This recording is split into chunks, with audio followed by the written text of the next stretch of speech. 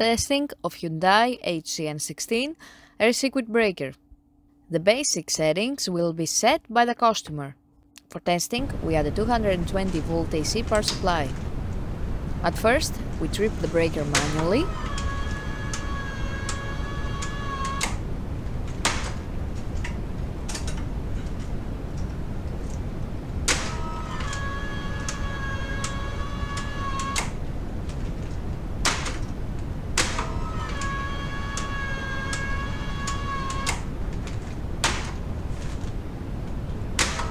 Then we trip the breaker with the help of the UVT.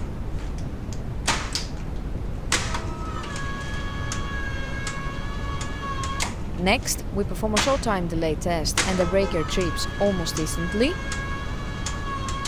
And lastly, we perform a long time delay test and the breaker trips .